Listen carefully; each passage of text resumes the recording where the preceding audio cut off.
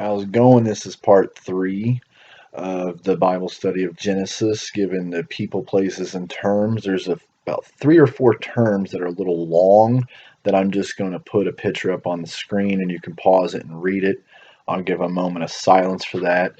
But the first one, first and foremost, of course, the biggest thing that you hear is in the beginning, it talks of God. So that's where I'm going to put a pause right here, and it's going to pop up the screen, and you could read some verses where it talks about God.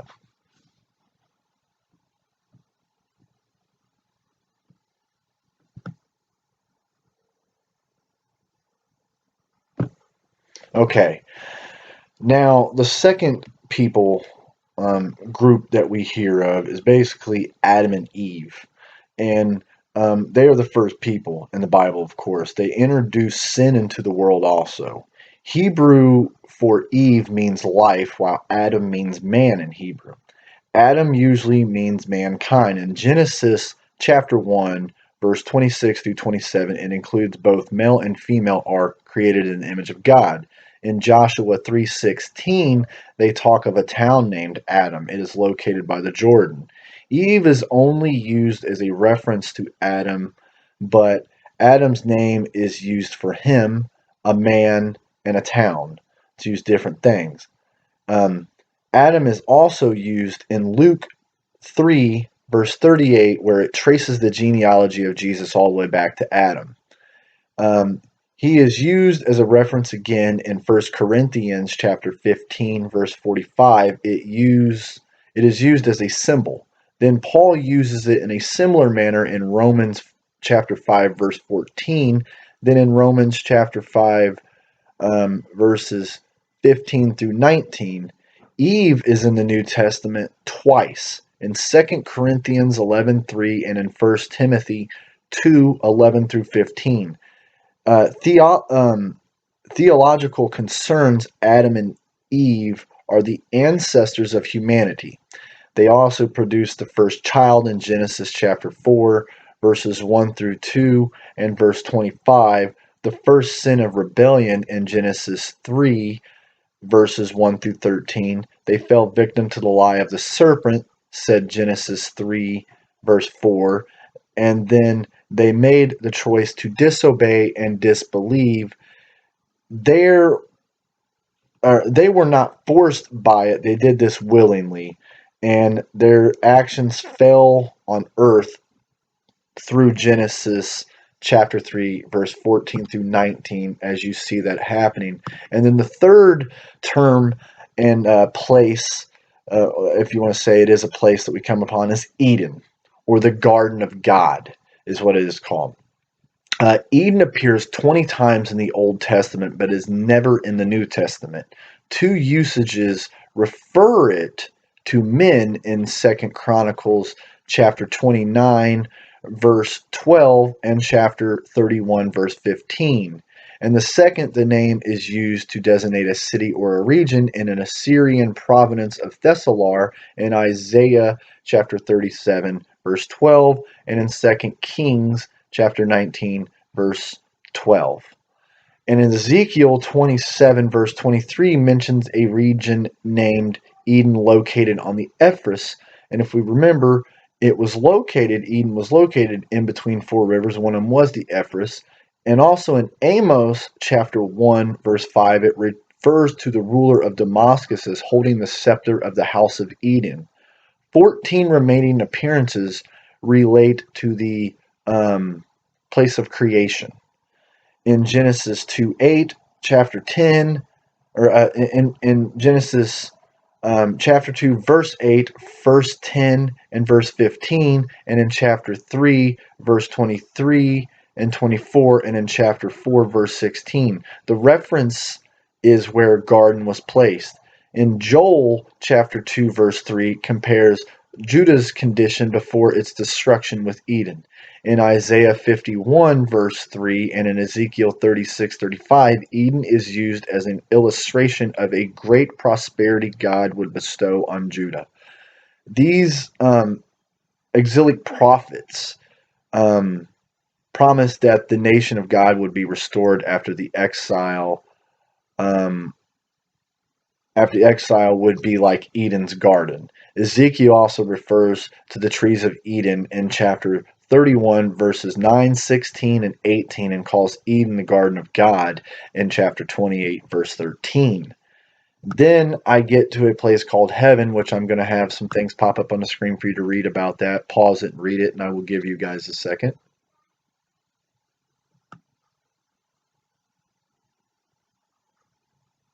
Okay, now we get to the serpent, and it is really the first animal that we are really described about. English calls it a snake, of course, a symbol for evil and Satan. God gives Moses a sign showing his control over the feared serpent in Exodus chapter 4, um, verse 3, and in chapter 7, verses 9 through 10. And then compare that to Job 26:13. Jesus accused the Pharisees of being as evil and deadly as a serpent in Matt 23:33, and uh, he gave the 70 power over the serpents in Luke chapter 10, verse 19. That's really all I have with it. Of course, you know who the serpent is. He's the person that gets Eve to take the apple, which Ammon brings it to Adam, and they both commit sin. So that's really the whole story of the serpent. I mean, you pretty much know it by what you went through, but that is a biblical explanation of a serpent. Then it takes us to their first kid named Cain, which means acquisition. He was the first son of Adam and Eve in Genesis 4:1. Cain was a farmer and his brother was a shepherd. When the two brought offerings to the Lord, Abel's was accepted and Cain's was not. So Cain murdered his brother, and in punishment, God took his ability to till the ground and made him a wanderer vagabond, or as we call him, I mean, a vagabond is pretty much a traveling homeless person, for instance. But God marked him off so no one could avenge Abel's death, which tells you that many sons and daughters of Adam and Eve, there had to be other kids, maybe. I don't know, because you would only have Adam and Eve that it's telling us would be available to kill um, Cain out of vengeance, or they talk about the giants possibly. But then it takes us to Abel, which means breath, vapor, or meadow. His name is associated with the shortness of life. The second of Adam and Eve's kids could have been a twin, possibly, because in Genesis 4:2 literally reads, and she continued to bear his brother Abel. There's a possibility. Not saying it is true, but you can just take that into context and kind of overlook it and have your own thoughts. But his claim to fame is that by faith Abel offered unto God a more excellent sacrifice than Cain. In Hebrews 11:4, it mentions that. Some believe that the offering was better because of the animal, but the emphasis on faith in Hebrews and the idea of the proper offering in Genesis 4:7 suggests that Abel's offering was made with the correct attitude and in the proper manner. Because of jealousy, of course, like said, Cain had killed Abel. In Hebrews 12, verse 24, compares Abel's blood with Christ's blood. Abel's blood calls for vengeance, but Christ's blood carries with it the idea for forgiveness in Matthew 12:24 and in Luke 11:51 and in 1 John 1:7. Nevertheless, Abel is outstanding because he was the first person to worship God correctly, to demonstrate faith accurately, and to please God fully. Abel was the first shepherd and influenced the early Hebrews to a place of priority on the pastoral life. Then we get to Enoch. There is two of them in here. That's why I wanted to describe it, but the name means dedicated. The first Enoch is the son of Cain, for whom Cain built a city and named it in Genesis chapter 4, verses 17 through 18. The next Enoch is the son of Jared, who God took him without dying in Genesis 5:18. He became the father of Methuselah, And Enoch lived in such a close fellowship with God that he was translated into the presence of God without dying. Hebrews 11:5 attributes his translation to faith. The name Enoch is associated with a large body of ancient extra-biblical literature that you can find in this world. Then it takes us to Lamech. His name means powerful. The reason why I put him in there is there's two of them. The first one is the son of Methuselah, and the other one is the father of Noah. Or no, wait, I had it wrong. He's the son of Methuselah and the father of Noah in Genesis 5, verses 25 through 29. The second is a man with two wives, Adah and Zillah, whose sons were accredited with the rise of nomadic way of life, music, and metalworking. Lamech is blamed with the beginning polygamy and bigamy, or the increase of sinful pride in the earth in Genesis chapter 4 verse 19. The Song of Lamech in Genesis 4 verses 23 through 24 is an ancient poem supporting the unlimited revenge. Jesus may had this in mind in his teaching about unlimited forgiveness in Matthew 18:22, because he did use the Old Testament quite a bit. But then it takes us to one of these wives, Adah. The only reason why I mentioned her is she is mentioned also twice in the Bible. Her name is meaning adornment or an ornament. Uh, the first one is the wife of Lamech and the mother of Jabal and Jabal in Genesis 4, verses 19 through 23. And the second is the wife of Esau. That's why I wanted to add that, because she's mentioned twice, and she is with a very important character, Esau, and the mother of the Edomites, officials, in Genesis 36, 2 through 16. Then it takes us to one of those sons, Jabal, means stream, the son of Lamech by Adah. Genesis 4:20. Um, a descendant of Cain, he was the first nomad, a founder of the tent dwellers and herdsmen. Then his brother Jabul means ram.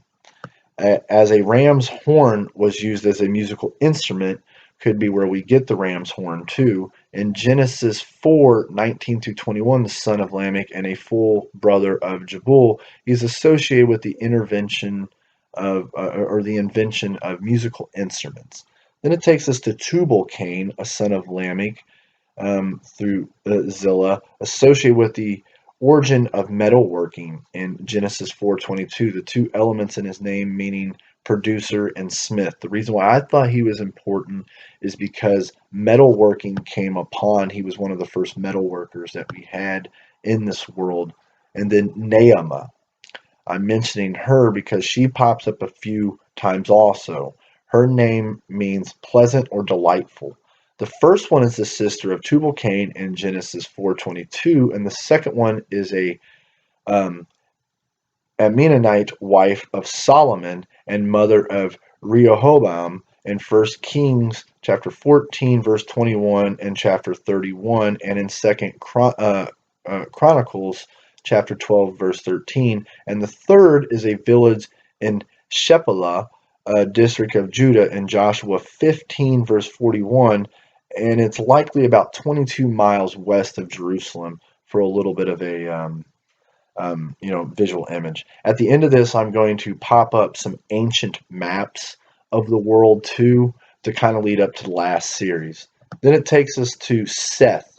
Not a lot really said about this man, but his personal name means he's set or appointed or replacement. He is the third son of Adam and Eve, born after Cain murdered Abel in Genesis 4:25 and in chapter 5:3. He was an ancestor of Jesus in Luke 3:38 that I talked about, the genealogy thing. Then we get to Enosh, meaning humanity or a man, the son of Seth, therefore the grandson of Adam in Genesis 4:26. The period following his birth is identified as a time when people began to worship Yahweh in Genesis 5:6 through 11. Then we get to Kenana, grandson of Adam, son of Enosh, father of Matthaleel In Genesis 5, 9 through 14, King James Version has him spelled as Canaan. But in First Chronicles 1, 2, listed as Canaan among the ancestors of Jesus in Luke 3:37. That's why I thought he was kind of important. Then Ma'alathu, um, meaning God shines forth or praises God. First son of Canaan, Kenan, and father of Jared, ancestor of Christ. Genesis 5:12 through 17, and First Chronicles 1, 2, and Luke 3:37. The second time he appears is a post-exilic member of the tribe of Judah in Nehemiah 11:4. Then we get to Jared. We're almost done with this. Name means slave. The first one is the father of Enoch in Genesis 5:15 through 20, and the second is a member of a tribe of Judah in First Chronicles 4:18.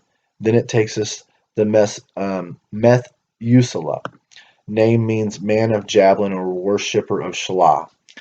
The son of Enoch who walked with God and the grandfather of Noah in Genesis 5:21 and 26 through 29. According to the biblical record, the only reason why I added him, he is the oldest human ever recorded in Genesis 5:27 at 969 years old. Then it takes us to Noah. Old Testament has him one, the son of Lamech, a descendant of Adam, in a line of Seth, and a survivor of the flood. A good and righteous man, Noah was the father of Shem, Ham, and Japheth, who were born when he was 500 years old. God warned Noah of what was about to happen. Because he walked with God, he stood blameless among the people of that time. God gave him specific instructions for building an ark by which Noah and his family would survive the upcoming flood. Then a week before the flood, Noah led his family and every animal, male and female, into the ark in Genesis 7:4. His sons would have to cover him up when he was drunk of wine.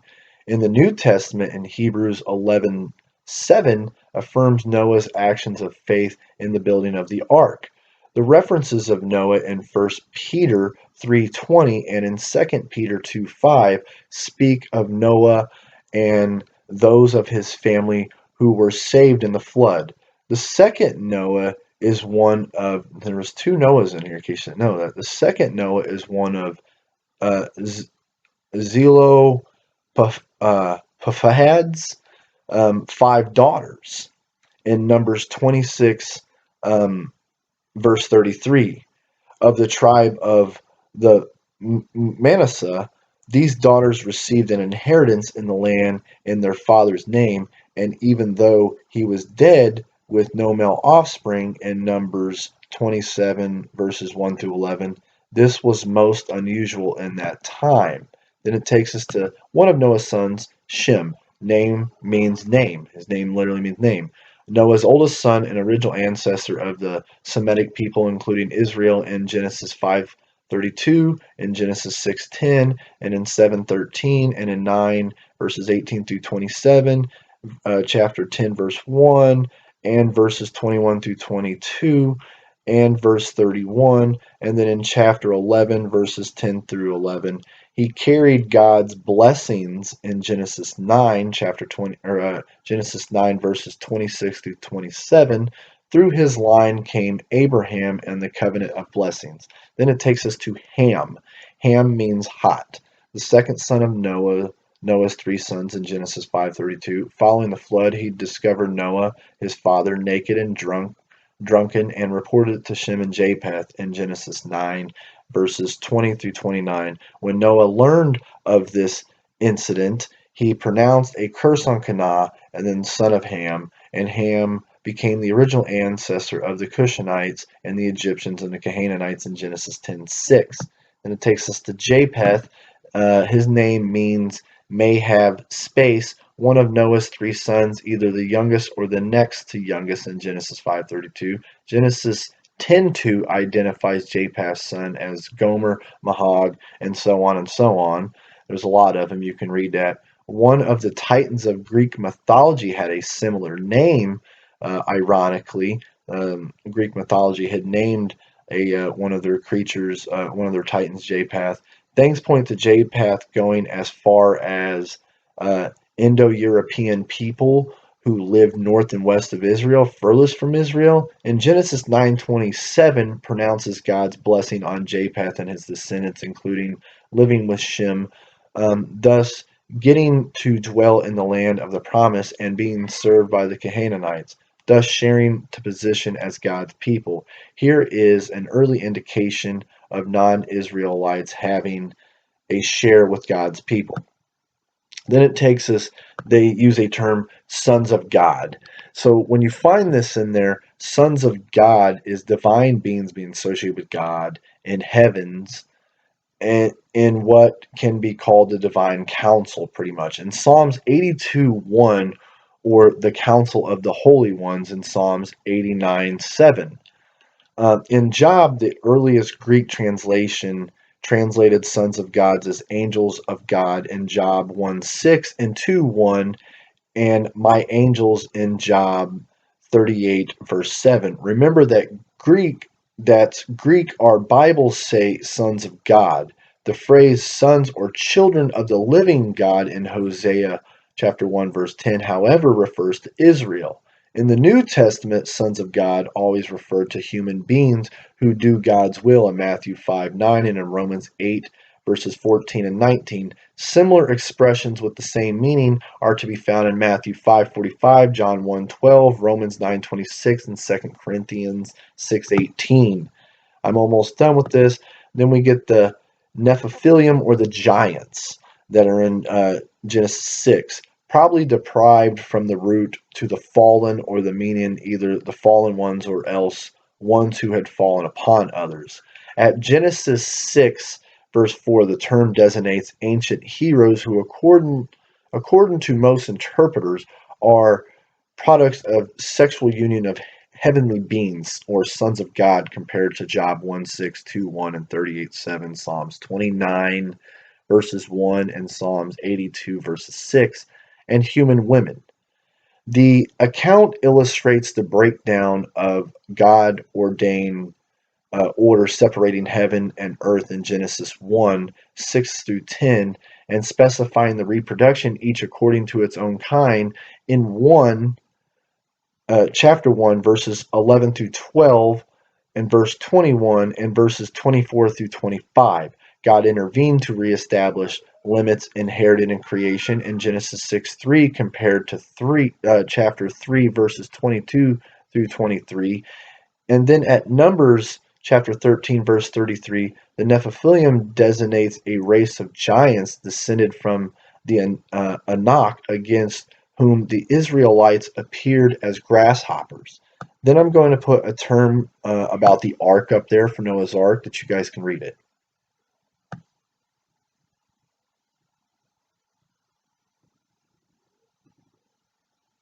And then I'm also going to put a term up there for covenant that you guys can read.